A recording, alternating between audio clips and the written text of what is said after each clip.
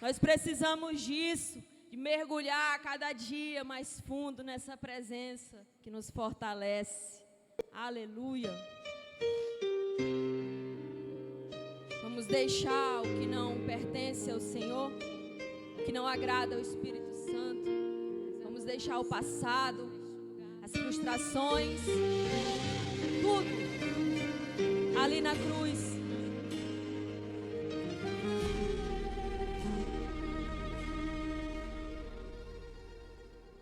Sua morte ali na cruz, carregando a minha dor, você se dispôs por mim. Obrigada, Jesus. Se entregou em meu lugar e me deu uma nova chance. Eu vou recomeçar.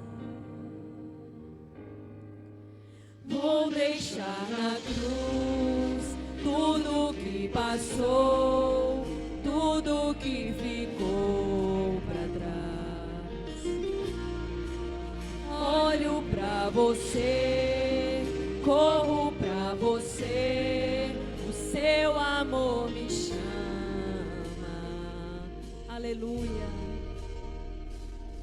Sua morte ali na cruz, carregando a minha dor, você se dispôs por mim. Se entregou em meu lugar e me deu uma nova chance. Eu vou recomeçar. Vou deixar na cruz tudo que passou, tudo que ficou pra trás. Olho pra você, corro pra você, seu amor me chama.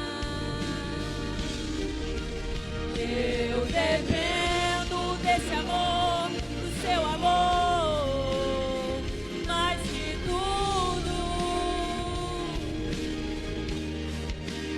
Eu confio que esse amor tem poder pra curar dores. Vou deixar na cruz tudo que passou, tudo que ficou pra trás. Não importa mais. Olho pra você, corro pra você, o seu amor me chama. Aleluia. Eu dependo desse amor, do seu amor, mais que tudo. Todos os dias, meu Deus, eu confio que esse amor tem poder pra curar dores. Obrigada, meu Deus.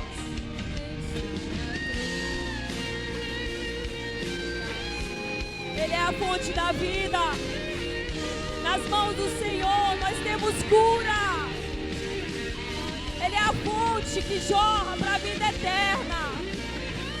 Obrigada, Senhor, pelo teu amor. Aleluia. Vou deixar na cruz tudo que passou. Deixe para trás. O Senhor nos faz novas criaturas. Olho pra você, Tudo se faz novo. corro pra você, Tudo se faz seu novo. amor me chama. Aleluia. Aleluia.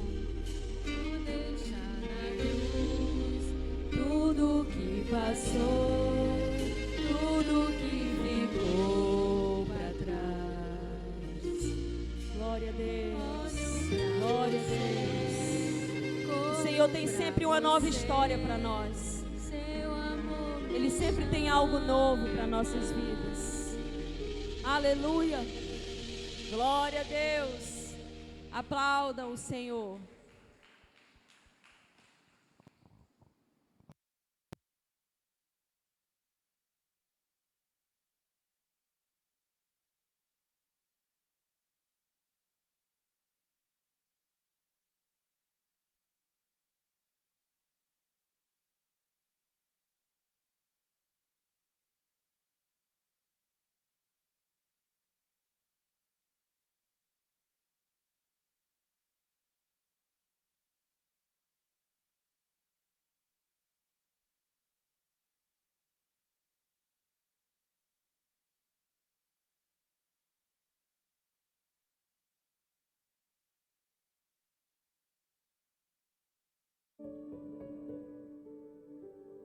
Boa noite, queridos, mais uma vez, a graça e a paz do Senhor Jesus, amém? A gente precisa do Senhor, a obra dele na cruz salva todo aquele que nele crê, e aquele que nele crê recebe da sua palavra, que é o seu alimento, é aquele que tem da parte do Senhor o que é necessário para prosseguir dia após dia e para viver sob a perspectiva eterna. Então nós vamos orar mais uma vez pedindo que o Senhor fale conosco através da sua palavra, amém?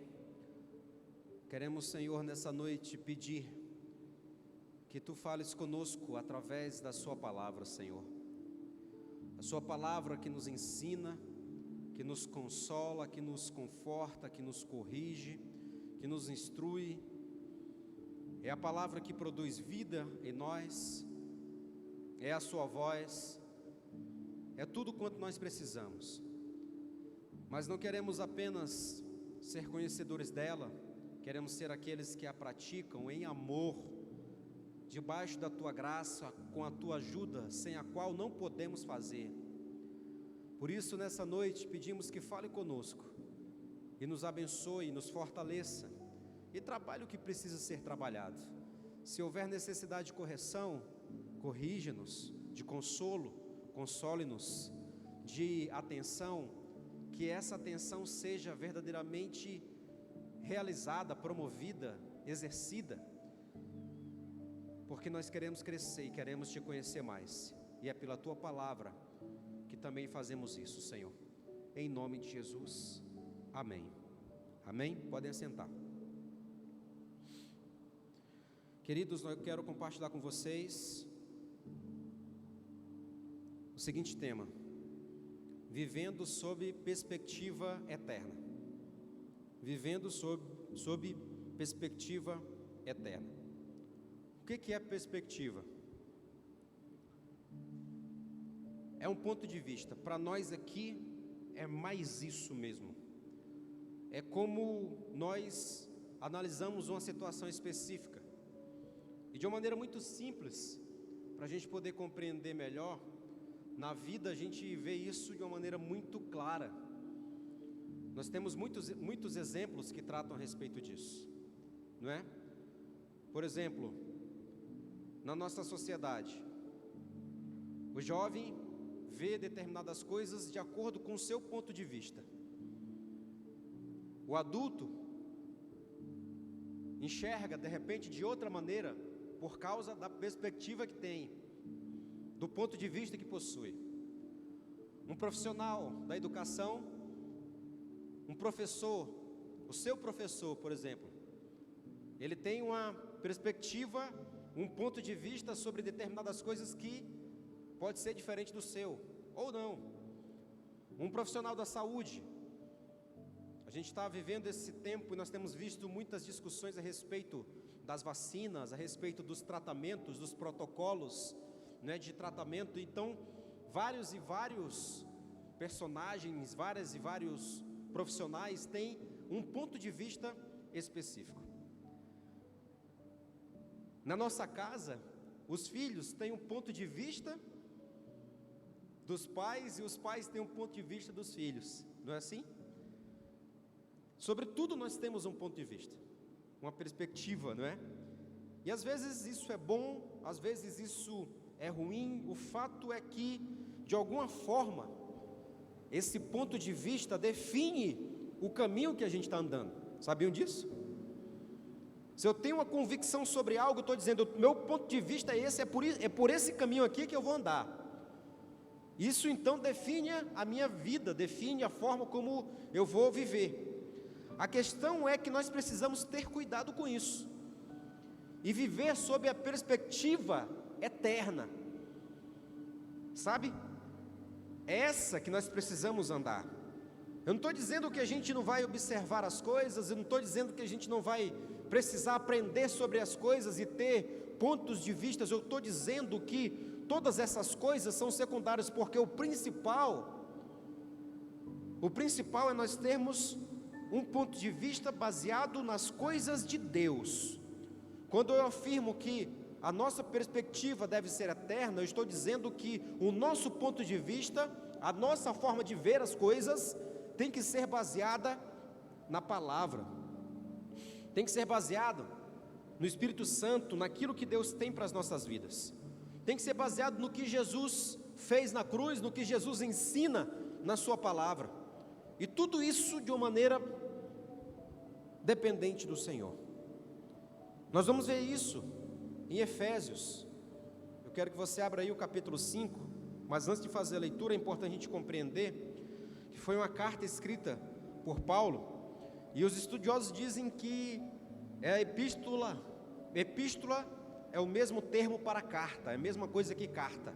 Então, Efésios aqui na Bíblia é um livro que nós vemos aqui no Novo Testamento, uma carta, um livro que nós vemos no Novo Testamento, e que foi escrita por Paulo.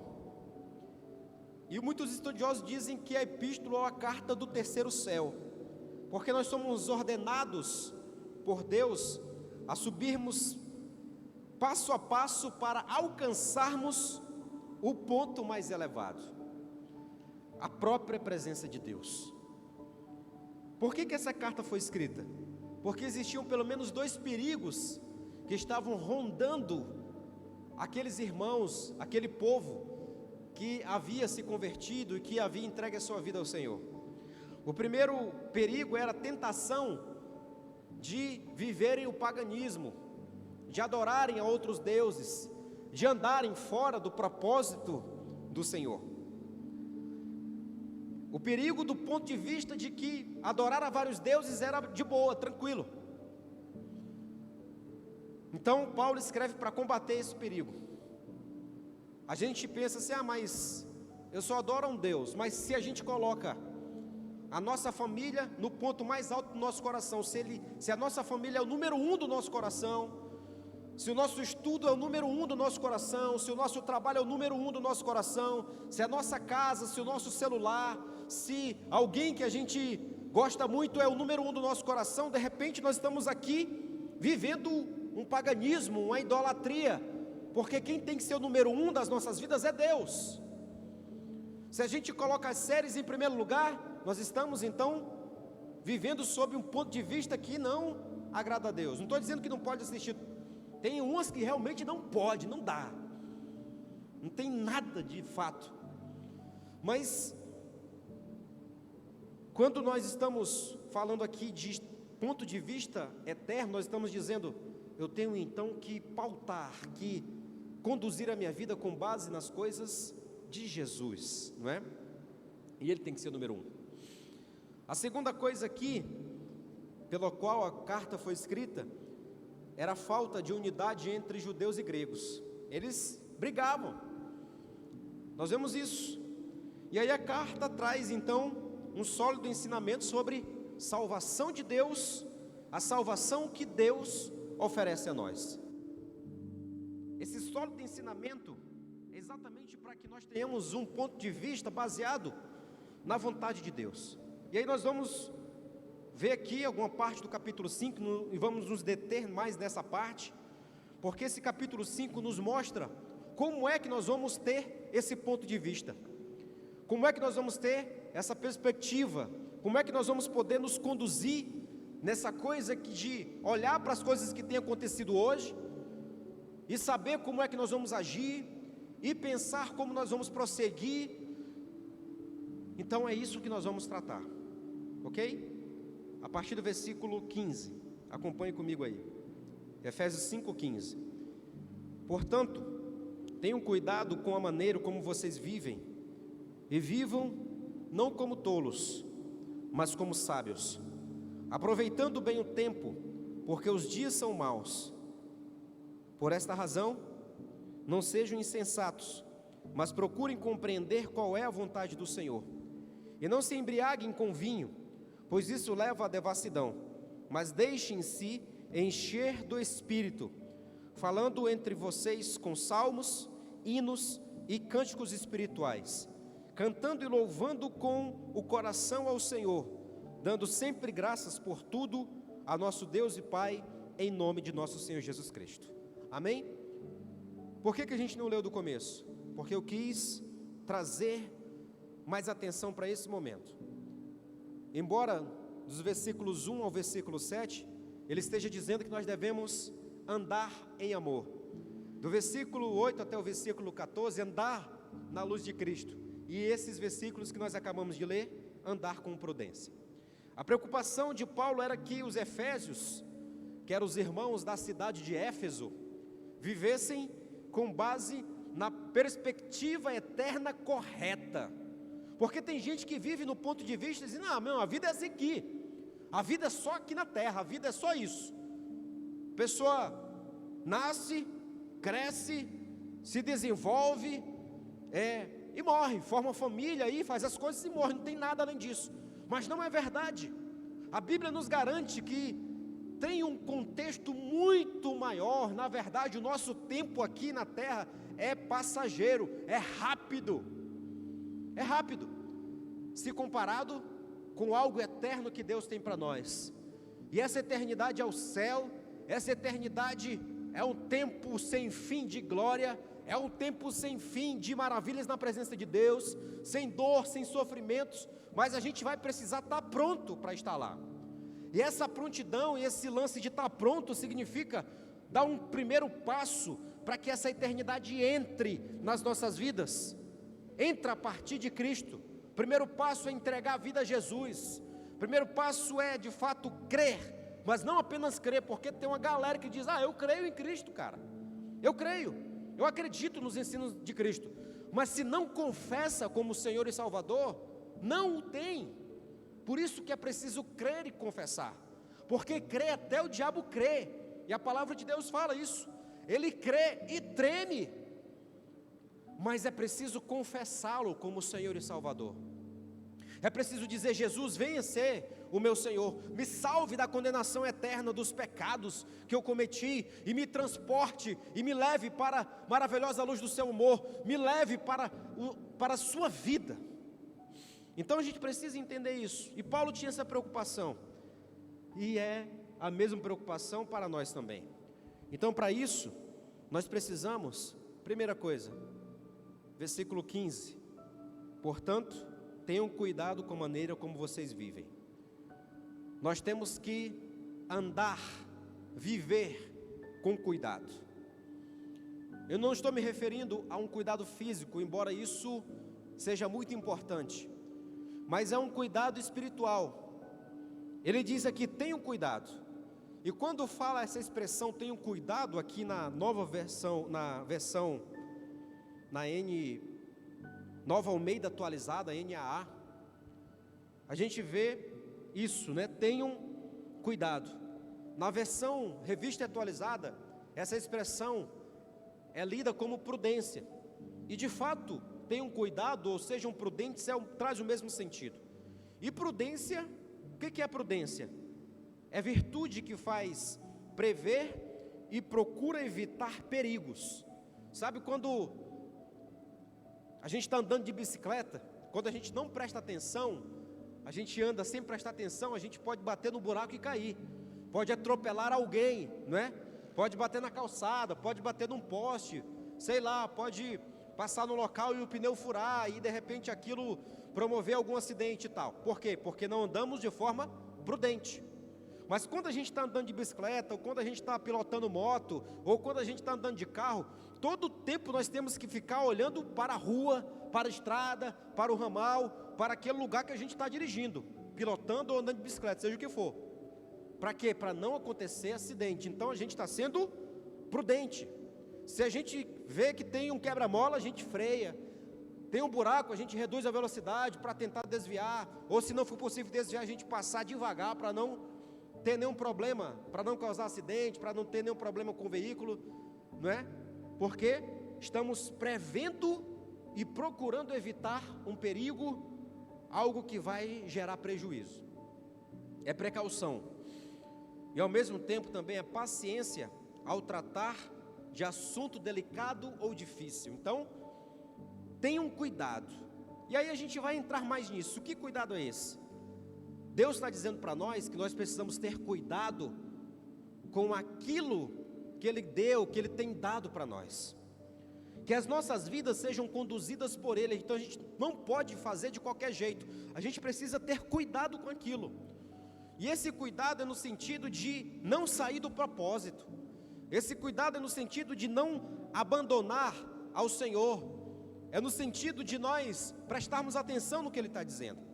E isso acontece com a aplicação prática da palavra de Deus. Porque o contrário disso é alguém que é imprudente. E a Bíblia está dizendo aqui que é tolo, nécio. O que é o nécio? Quem é o nécio? É aquele que não tem conhecimento ou que não tem discernimento. Veja no versículo 15: portanto, tenham cuidado com a maneira como vocês vivem, e vivam não como tolos. Outras versões dizem, e vivam não como nécios, mas como sábio. Lá em Provérbios 1,7 está dizendo: o temor do Senhor é o princípio do saber, mas os insensatos desprezam a sabedoria e o ensino. Então a orientação do apóstolo é: tenhamos cuidado para não perder o que Deus tem nos dado. Até dá uma rima aí, né? Tenhamos cuidado para não perder o que Deus tem nos dado. Então não podemos perder. Não podemos perder aquilo que Deus tem derramado sobre as nossas vidas. Porque se nós não olharmos a palavra, se nós não buscarmos a Deus, isso é perdido. Entenderam? Aí ele está dizendo: sejamos sábios. Aí o que diz a palavra sobre sabedoria? Provérbios 2, eu queria que vocês abrissem lá agora. Provérbios 2, de 1 a 6, nos fala sobre isso.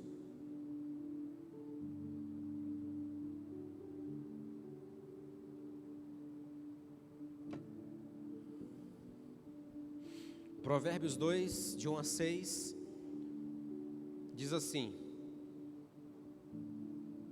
meu filho, se você aceitar as minhas palavras e guardar no seu coração os meus mandamentos, se você der ouvidos à sabedoria, presta atenção, hein? Se você der ouvidos à sabedoria, essa sabedoria é de Deus, ok? E inclinar o seu coração ao entendimento, sim, se você pedir inteligência e gritar por entendimento, se buscar a sabedoria como a prata e a procurar como se procuram tesouros escondidos, então você entenderá o temor do Senhor e achará o conhecimento de Deus, porque o Senhor dá a sabedoria e da sua boca vem o conhecimento e a inteligência.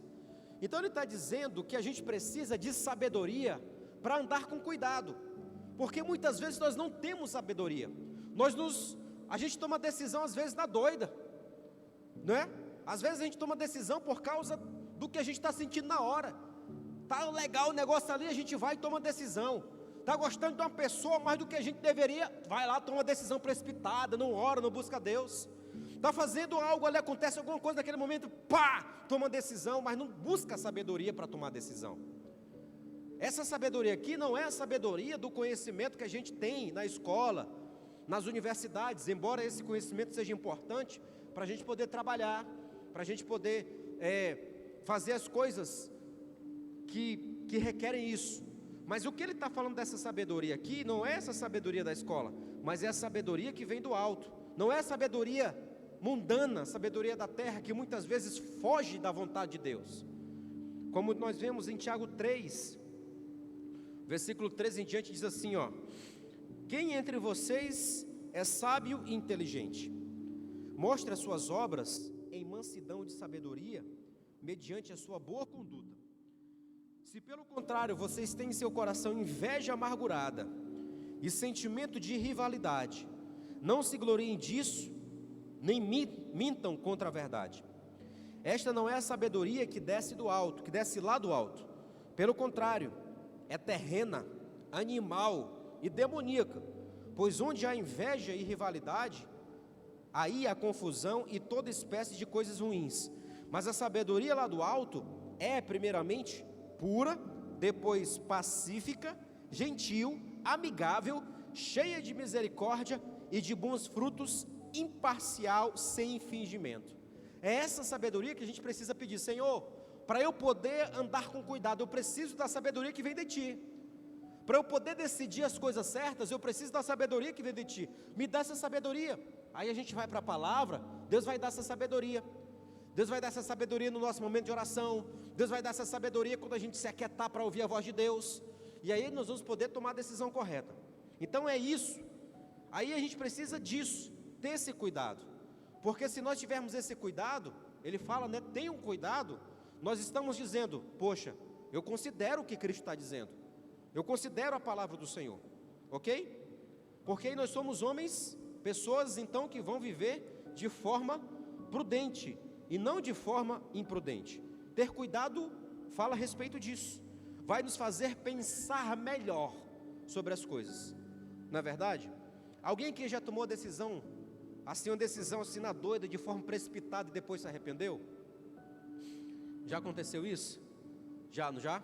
Acho que todo mundo, acho que já passou por uma situação como essa. Quando a gente anda com cuidado, sob a perspectiva eterna, a gente pensa mais. Eu sei que é muito difícil para a galera mais jovem, né? Porque quer resolver logo tudo de uma vez, ou então quer viver uma experiência logo. Eu tenho que ter isso, eu tenho que viver isso, eu tenho que ter minhas próprias experiências, ok? Mas se não tiver isso aqui, pode ser que em muitos momentos se machuque lá na frente, né? Se machuque lá na frente, se arrependa, prejudique alguém, prejudique a si mesmo, prejudique a família. São tantas coisas, então a gente precisa estar atento. E aí andar com cuidado, sob a perspectiva eterna, pensando nas coisas de Cristo, pensando na palavra de Deus, pensando na eternidade, pensando na forma como Deus deseja que nós andemos, mas como resposta em amor, sabe? A gente vai poder ficar mais atento na vigilância e viver o que Deus tem para nós, beleza? Então essa é a primeira coisa, andar com cuidado. A segunda coisa é que nós precisamos então, para poder viver na perspectiva eterna, é aproveitar bem o tempo. Verso 16, aproveitando bem o tempo, porque os dias são maus. Na revista atualizada, esse aproveitando o tempo, essa palavra aproveitar é remir, e significa aproveitar cada oportunidade. O que significa, pois os dias são maus? A gente tem visto isso com os nossos próprios olhos. Cada vez mais a violência tem aumentado, cada vez mais as coisas fora da palavra de Deus têm aumentado, cada vez mais nós somos pressionados para pecar, para sair da presença de Deus, para fazer o mal. A nossa própria carne trabalha contra a gente, não é verdade? A nossa própria carne muitas vezes tem desejos que são contra a vontade de Deus, que não agradam a Deus, não é verdade? Então há uma luta do nosso espírito contra a carne, do espírito contra a carne. E essa luta do espírito contra a carne, ela é também considerada, a gente está passando por dias maus, né? Por momentos difíceis. Então nós precisamos aproveitar a oportunidade para quê? Para buscar a presença de Deus. Nós precisamos gerenciar melhor o nosso tempo, organizar melhor o nosso tempo, ao invés de dizer, não tenho tempo. Quando nós dizemos assim, eu não tenho tempo, significa dizer que a gente está desorganizado, o nosso tempo está bagunçado, a nossa vida, o nosso tempo está sendo direcionado então para outras coisas. Que coisas são essas? São coisas que nos levam à presença de Deus? São coisas que nos fazem conhecer a Deus? São coisas que permitem com que outras pessoas sejam abençoadas? São coisas que trabalham para que vidas possam ser alcançadas? São coisas em que nós temos experiência com Deus, ouvimos a voz do Senhor? Então a gente precisa pensar, porque aí a gente tem que usar o nosso tempo com sabedoria, para aquilo que é essencial. Um dia Moisés falou assim, Salmo 90, versículo 12, ensina-nos a contar os nossos dias, para que alcancemos coração sábio. Contar os nossos dias, aproveitar bem o nosso tempo. O que nós estamos fazendo com o nosso tempo? Será que a gente está acordando tarde demais, indo dormir tarde demais, acordando tarde demais, fazendo coisa que de repente não vai trazer nada de crescimento para nós? Porque aí a gente também tem que considerar uma coisa: esse negócio que a gente chama de corpo, que a gente diz que é nosso, não é nosso, é do Espírito Santo, é o templo do Espírito Santo. A não ser que nós trabalhemos de madrugada, mas a gente precisa cuidar melhor do nosso corpo. Então, se a gente passa a madrugada fazendo coisa nada a ver, nós estamos então prejudicando o nosso corpo, o templo do Espírito Santo, não é? Estamos prejudicando a nossa saúde. E como é que a gente vai então fazer as coisas que Deus quer que nós façamos? No outro dia a gente está só o caco, né? Vou dizer para vocês, se eu for dormir depois da meia-noite, no outro dia eu acordo acabado. Talvez porque eu já tenha 40 anos, né? Quando eu era mais jovem não tinha isso. Mas de alguma forma, perder o sono estava contribuindo negativamente para a minha saúde, mesmo sendo mais jovem. A gente tem que dormir, mas também não dormir demais, né? Então tem a galera que pega esse negócio, essa palavra e diz: então vou dormir até dizer já chega. Não, tem que ter equilíbrio nas coisas, porque tem coisa para fazer em casa, tem coisa para trabalhar, tem coisa para estudar, tem coisa para investir na obra de Deus, tem tantas coisas que a gente precisa fazer, e Deus quer usar a nossa juventude para isso, amém? Precisamos organizar o nosso tempo. Quais são as nossas prioridades? É ficar no celular direto? É ficar na frente do computador direto? Mas pode depender do conteúdo, né? Porque hoje a gente tem uma galera que está de home office, tem uma galera que está estudando EAD, aí precisa ficar. Eu não estou me referindo a esses momentos. Eu não estou me referindo a esses momentos de estudo de trabalho. Eu estou me referindo aos momentos que a gente pode usar para outras coisas. É claro que a gente vai ter momentos de lazer, sim, de boa, gente, tranquilo. Mas a gente não pode exagerar e deixar Deus lá para trás, deixar Deus para depois. Entendem? Qual é a nossa prioridade? Tem que ser o Senhor, o número 1. Amém? Tem que ser o Senhor. Se eu passo 3 horas vendo séries e gasto 5 minutos lendo a palavra de Deus, isso está legal? É correto isso? Isso mostra uma coisa: a importância que eu estou dando para Deus, a importância que eu estou dando para as séries. Já disse, não estou dizendo que não pode assistir. Repito, algumas não tem que assistir. Não assista Lúcifer. É legal, ele é diferente. A palavra de Deus é muito clara sobre Lúcifer: matar, roubar e destruir. Esse é o papel dele. Essa coisinha que a gente vê na TV, que a galera diz que é uma coisa romantizada, é mais uma mentira. Então, não cai nessa bobagem não. Fica com a palavra, ok? O essencial, o prioritário: buscar Deus. Buscar Deus. Saiba dividir seu tempo, equilibre o seu tempo. Aproveite bem para fazer a vontade de Deus, amém? Para ler a palavra, para orar, porque no final das contas, vou bater real para vocês aqui, ó. No final das contas, a gente está falando sobre viver sobre uma perspectiva eterna. No final das contas, quem vai herdar a eternidade é aquele que tem Cristo e que o busca. Sabia? Porque tem gente que vai dizer assim: mas eu fiz um monte de coisa para ti. Mas se não tem relacionamento com Deus, meu queridão, já era. Jesus vai dizer assim: aparta-te de mim, porque eu não te conheço. Entende? Eu estou fazendo tanta coisa para Deus. Se não for por amor, se não tiver relacionamento, se não tiver intimidade com o Senhor, se não tiver uma obediência como resultado do amor, e não por uma coisa assim, eu estou fazendo por fazer. Jesus conhece o coração de todo mundo. Conhece o coração de todo mundo. Então, Ele está olhando para o seu coração agora. Ele está olhando para você agora. Ele sabe o que você está pensando agora, o que você está fazendo agora. Amém? Porque Ele quer o seu e o meu melhor. Beleza? Então, aproveitar o tempo. Não desperdiça o tempo com coisa inútil, pelo amor de Deus. Aproveita o tempo para fazer coisa que edifique, coisa que é bênção. Aproveita o tempo com a família. Aproveita o tempo para estudar. Aproveita o tempo para trabalhar. Aproveita o tempo para buscar Deus. Tem um tempo do lazer? Sim. Do descanso? Sim, beleza. mas vamos fazer todas essas coisas com equilíbrio, tá bom? Terceira coisa, versículo 17, para que a gente possa viver sob a perspectiva eterna, versículo 17 está dizendo: por esta razão, não sejam insensatos, mas procurem compreender qual é a vontade do Senhor. Então, a terceira coisa é saber a vontade do Senhor para as nossas vidas. Vocês sabem qual é a vontade do Senhor para as suas vidas? Você que está na sua casa, você sabe qual é a vontade do Senhor para a sua vida? Porque quando nós não sabemos a vontade de Deus para as nossas vidas, nós somos insensatos. Quem é insensato? É aquele cujos atos são contrários ao bom senso ou à boa razão. Aí a Bíblia está dizendo para a gente um exemplo que o próprio Jesus usa.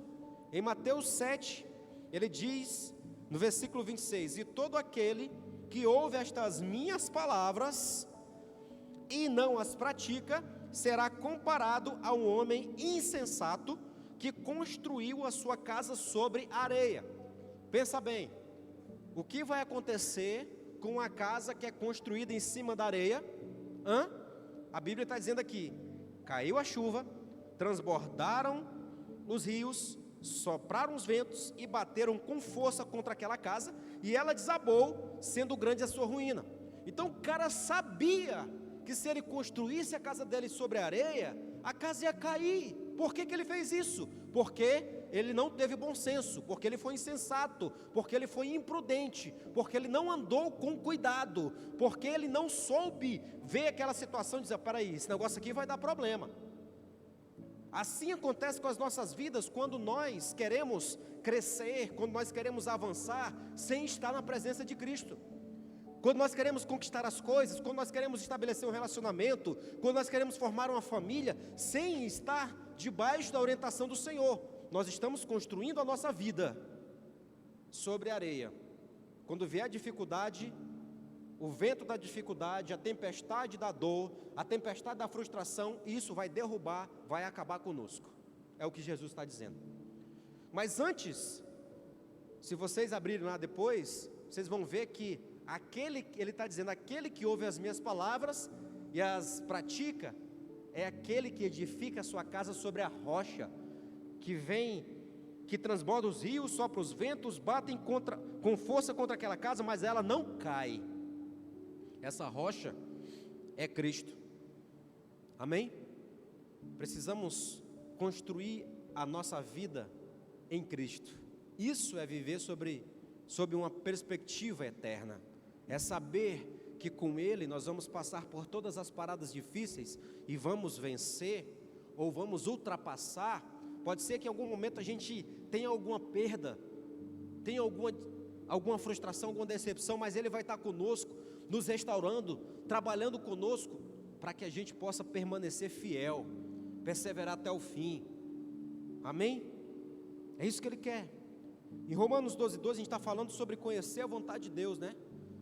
Verso 2 de Romanos 12 diz: e não vivam conforme os padrões deste mundo, mas deixem que Deus os transforme pela renovação da mente, para que possam experimentar qual é a boa, agradável e perfeita vontade de Deus. Como é isso? Para viver sob a perspectiva eterna, sob o ponto de vista das coisas de Deus, nós não podemos aceitar os ensinamentos que o mundo nos dá, que o sistema de valores e coisas, que o padrão diz: não tem problema não, você pode ficar com quem você quiser, fica com uma, fica com duas, menina, fica aí, você pode ficar com quem você quiser, não deu certo, vai para outro. É isso que o mundo está dizendo. A palavra de Deus está dizendo: anda em santidade, não é? Anda em santidade, espera o tempo certo. Ele está dizendo assim, o mundo está dizendo assim: não tem problema não, você beber, tranquilo, um copo só, uma taçazinha de vinho, está de boa, está tranquilo. Eu conheço famílias que estão destroçadas por causa de uma taça de vinho, que passou para 2, para 3, para uma garrafa, e a bebida entrou com força, e entraram em outras e outras coisas. Para quê? A gente não precisa disso. Ah, mas Jesus bebeu vinho. Isso é outro contexto, é outra história. A gente tem contextos históricos que dizem que não se trata de vinho fermentado. Há pastores que dizem que é vinho fermentado. Eu digo que não é, e vou viver afirmando isso, tendo convicção de que nós não precisamos disso de forma nenhuma. Cada um anda conforme a sua decisão, não é? Embora nós falemos e as consequências que isso pode trazer. Pois bem, voltando aqui, qual é a vontade? A gente pensa, qual é a vontade de Deus? Qual é a vontade de Deus para as nossas vidas? São várias. A maior delas é que tenhamos um relacionamento com Ele. Vocês entendem isso? Vocês compreendem que Deus quer um relacionamento com você, que Deus quer um relacionamento conosco, que Deus quer conversar, que Deus quer ouvir a nossa voz, que Deus quer fazer coisas nas nossas vidas? Ele quer fazer coisas nas nossas vidas poderosas, tremendas. Sabe, então, no primeiro versículo do capítulo 5, está dizendo, antes disso, né, no capítulo 4, aqui faz uma exortação, Paulo exorta a galera lá à santidade, deixa a mentira, fala a verdade, vai falando muitas coisas. E aí no primeiro versículo do capítulo 5 está dizendo, portanto, sejam imitadores de Deus como filhos amados. Como é que eu vou imitar Deus? Como é que eu vou imitar Jesus Cristo? Só se eu tiver um relacionamento com Ele. De verdade. Eu posso imitar fulano que eu vejo na TV, eu nem tenho relacionamento. Pode, até um determinado momento. Mas imitar nos detalhes, só se tiver relacionamento. A voz, verdadeiramente, para não ser confundida, só se tiver relacionamento. Só se orar, só se ler a palavra. Aí nós vamos fazer. Vontade de Deus, que nós façamos isso. Sejamos íntimos dele. Sabe? Para quem a gente conta tudo das nossas vidas. Não é para o melhor amigo humano, não é para o melhor, vou contar aqui primeiro para ti. É para Deus, é para o Senhor. Ele tem que ser o número 1. Amém? Compartilhar com Ele. Ouvir a voz dele, Ele vai direcionar. Ele vai dizendo aqui outras coisas. Qual é a vontade de Deus? Amar o próximo. Vontade de Deus para as nossas vidas? Que nós possamos amar uns aos outros, amar o próximo. Verso 2 do capítulo 5, e vivam em amor, como também Cristo nos amou e se entregou por nós, como oferta e sacrifício de aroma agradável a Deus. No verso 21 está dizendo, sujeitem-se uns aos outros no temor de Cristo. Beleza? O versículo, vai falando aqui do versículo 3 até o versículo 12, vai nos dizendo que a imoralidade sexual e toda impureza ou avareza não sejam nem sequer mencionadas entre vocês, como convém a santos. Não usem linguagem grosseira, não digam coisas tolas nem indecentes, pois isso não convém. Pelo contrário, digam palavras de ações de graças. Fiquem sabendo disto: nenhuma pessoa imoral, impura ou avarenta, porque a avareza e a idolatria têm herança no reino de Cristo e de Deus. Não se deixem enganar com palavras vazias, porque a ira de Deus vem sobre os filhos da desobediência por causa dessas coisas. Portanto, não participem daquilo que eles fazem, porque no passado vocês eram trevas, mas agora são luz no Senhor. Vivam como filhos da luz, porque o fruto da luz consiste em toda bondade, justiça e verdade, tratando de descobrir o que é agradável ao Senhor. E não sejam cúmplices nas obras infrutíferas das trevas. Pelo contrário, tratem de reprová-las, pois aquilo que eles fazem em segredo é vergonhoso até mencionar. Mas todas as coisas, quando reprovadas pela luz, se tornam manifestas, porque tudo que se manifesta é luz. Por isso é que se diz: desperte você que está dormindo, levante-se dentre os mortos e Cristo te iluminará. Beleza? Então, o que significa esses versículos que eu acabei de ler? Que a vontade de Deus é que nós andemos em santidade, em fidelidade, em obediência. É isso que está dizendo. Que nós não concordemos com as coisas erradas. É isso que ele está dizendo. Beleza?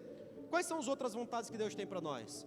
Que nós sejamos instrumentos de bênção na vida de outras pessoas, que nós preguemos a palavra para outras pessoas, que nós sejamos bons alunos, que nós sejamos bons profissionais, que nós sejamos bons servos na casa dele, que nós sejamos bons filhos, bons pais, que nós sejamos bons cônjuges, não é?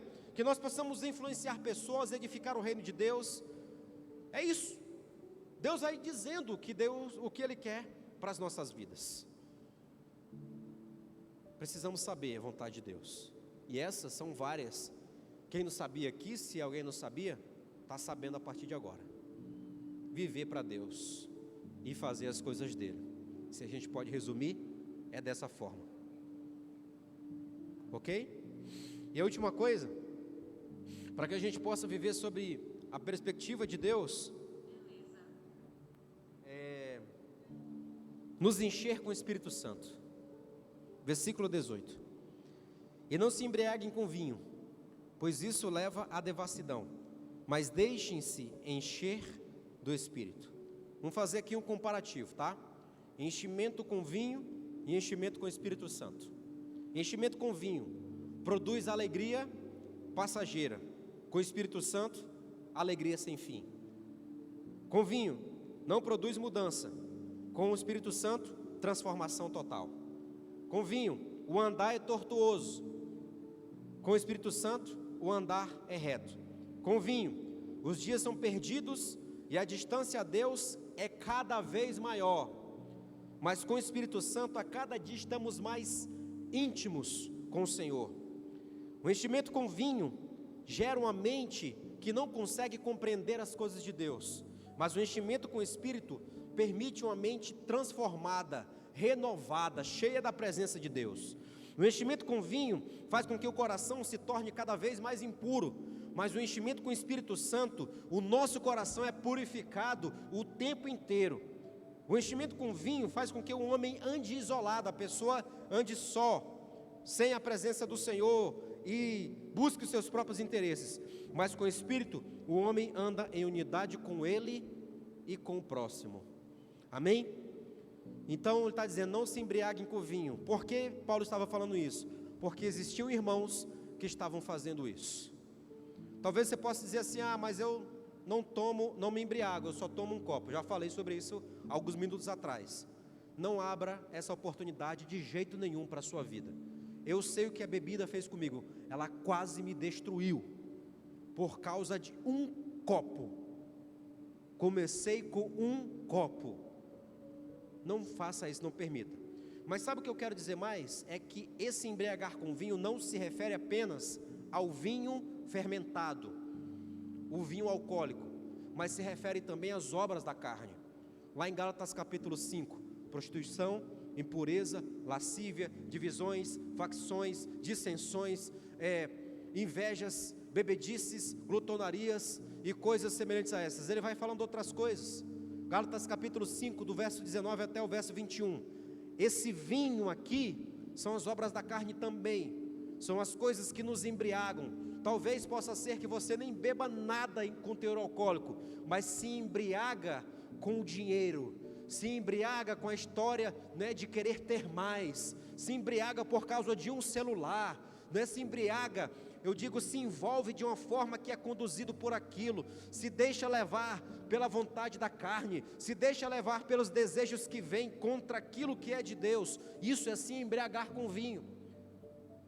Tem inveja das pessoas, está se embriagando, faz grupinho, separa, é de confusão o tempo inteiro, isso é se embriagar. Ou seja, ele está dizendo, deixa essas coisas de lado e se enche da presença de Deus, deixa ser conduzido pelo Espírito Santo de Deus, busca a presença de Deus, porque ele diz depois aqui, mas deixem-se encher do Espírito. É a presença poderosa do Espírito Santo que transforma, que vai fazer com que cada uma dessas coisas do mundo que embriagam, não é? Sejam removidas e as coisas de Deus prevaleçam nos nossos corações. Amém?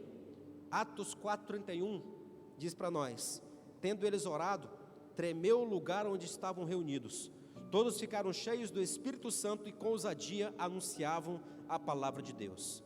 Eles viviam sob a perspectiva eterna.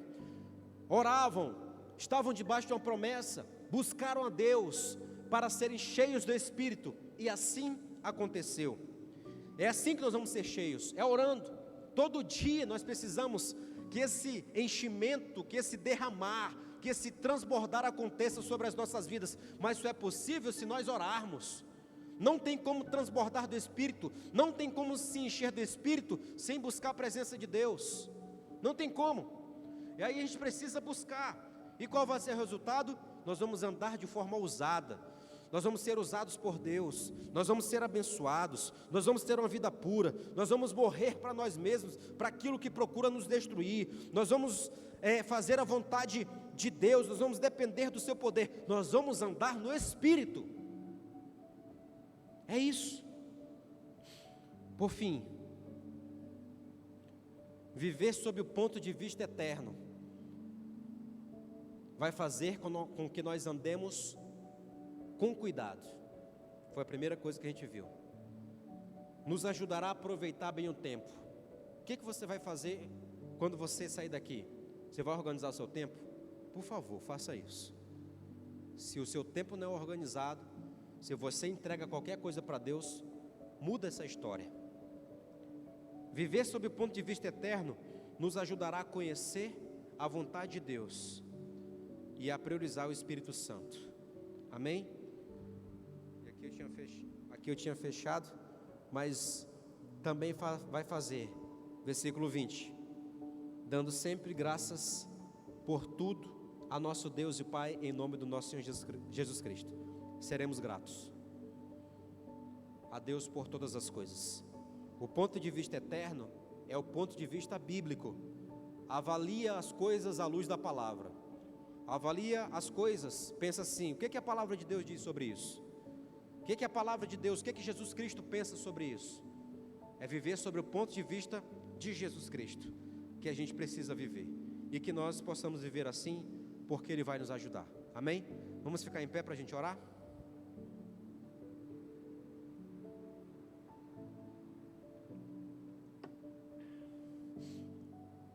Vamos orar pedindo que o Senhor nos ajude a cumprir, a viver assim, sob o ponto de vista de Jesus Cristo. Tomar a decisão como se Jesus estivesse no nosso lugar. É como se nós estivéssemos nos passos de Cristo. Se eu fosse Jesus, o que eu faria? Não é? Nos passos de Cristo, o que eu faria? A gente precisa pensar assim, porque isso vai nos ajudar a viver sob o ponto de vista dele, o ponto de vista eterno. Pai, nós precisamos do Senhor. Nós só conseguiremos fazer isso com a sua ajuda. Nós só conseguiremos viver sob o ponto de vista, sob a perspectiva eterna, se nós compreendermos o que o Senhor fez, quem o Senhor é. Tu és maravilhoso conselheiro, Tu és o príncipe da paz, Tu és aquele que morreu naquela cruz para nos salvar e para nos dar a vida eterna, para nos perdoar, para nos trazer para a maravilhosa luz do Seu amor, para nos dar vida e abundância, para vivermos conforme a Tua palavra. Então ajuda-nos, porque nós queremos andar com cuidado, nós não queremos desprezar a Tua palavra, nós não queremos desprezar os Teus ensinamentos, nós não queremos, Senhor, tomar decisões sem antes Te consultar, nós não queremos, Senhor Jesus, fazer do nosso jeito, nós queremos andar com cuidado, observando, tendo entendimento, tendo discernimento das coisas. Então ajuda-nos, Senhor.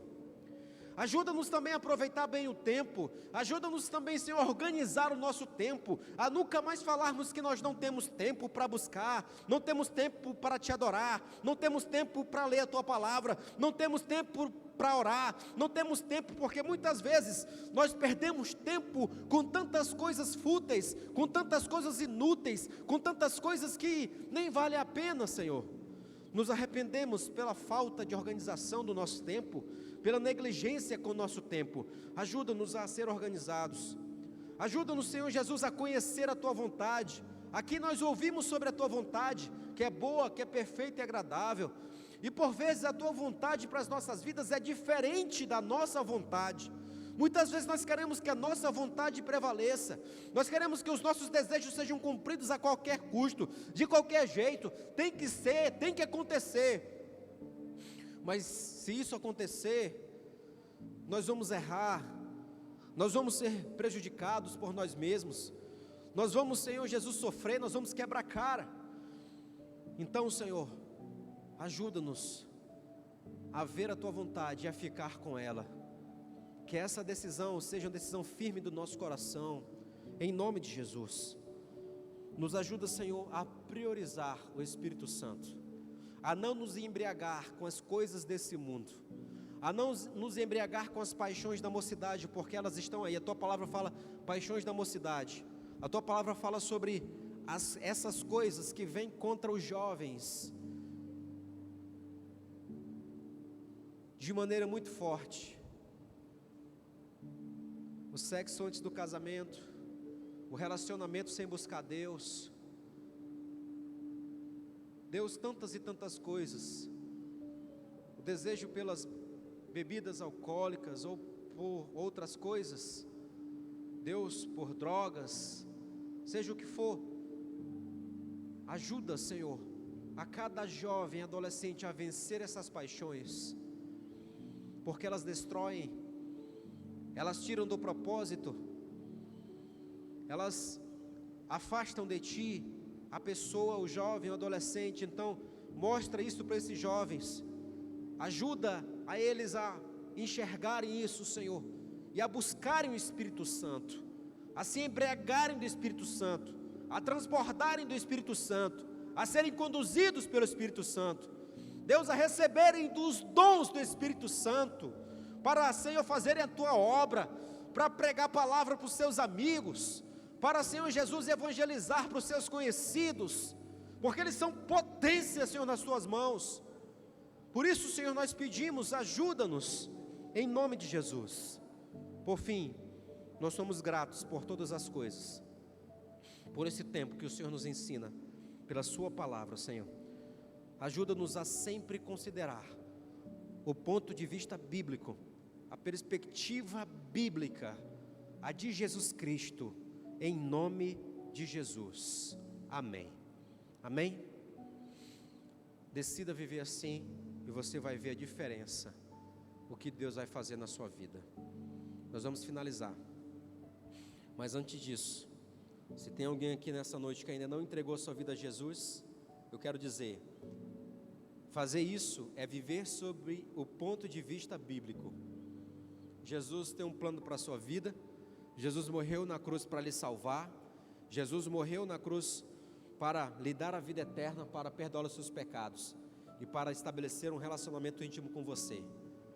Não perca mais tempo, viva esse propósito de Deus. Você pode fazer isso orando. Você que está na sua casa, você pode fazer isso. Se de repente tem alguém que está afastado, saiu do ponto de vista bíblico, saiu da perspectiva eterna, é hora de voltar. Você pode orar também, amém? Repita comigo essa oração, entregando a sua vida a Jesus ou retornando para Ele. Senhor Jesus, eu preciso de Ti, por isso, atue na minha vida, faça morada, seja o meu Senhor e o meu Salvador, entre no meu coração, agora, perdoe os meus pecados e escreva o meu nome no livro da vida. Eu quero viver com esse ponto de vista que é teu, com essa perspectiva eterna, crendo no Senhor, tendo cuidado no caminhar, cuidado com a forma como estou vivendo, Senhor, observando a Tua palavra, aproveitando bem o tempo, conhecendo a Tua vontade e sendo conduzido pelo Teu Santo Espírito, em nome de Jesus, amém. Amém? Se alguém orou, Jesus entrou no seu coração, ou se você orou se reconciliando, Jesus te recebe, o Pai, Deus te recebe de braços abertos, pode ter certeza, para te restaurar, para fazer algo novo, para transformar a tua vida e promover bênçãos e bênçãos maravilhosas que Ele tem para você, amém? Alguém fez isso? Se alguém fez isso, você que está na sua casa, manda uma mensagem para mim, para o meu celular, 68992042722, Rômulo, beleza? Que você vai receber algumas orientações que são importantes. Alguém aqui nesse lugar, se fez essa oração, eu queria te conhecer.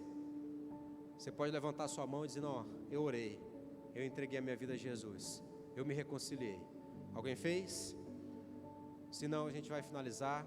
Glória a Deus pela vida de vocês. Todos já tomaram decisão com Cristo. Então, seja instrumento de Deus e traga mais uma pessoa na semana que vem, em nome de Jesus. Vamos finalizar com os nossos dízimos e ofertas.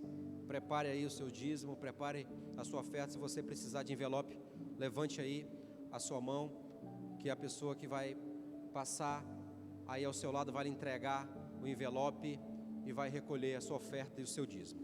Pai, nós queremos nessa noite agradecer, te louvar, te bendizer pelo sustento, pela provisão, pelos milagres, pela forma como o Senhor nos abençoa, especialmente por quem o Senhor é para nós.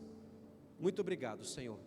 Que o Senhor nos leve debaixo da tua poderosa mão, do teu cuidado, do teu agir sobre as nossas vidas. Obrigado, Deus. Receba os nossos dízimos, as nossas ofertas, em nome de Jesus Cristo. Eu digo agora: o Senhor te abençoe e te guarde. O Senhor faça resplandecer o seu rosto sobre ti e tenha misericórdia de ti. Que Ele levante sobre ti o seu rosto e lhe dê a paz. E a graça do nosso Senhor Jesus Cristo, o amor de Deus e a comunhão com o Santo Espírito seja sobre todo o povo de Deus nessa terra para sempre. Amém. Valeu, galera. Até a próxima, em nome de Jesus.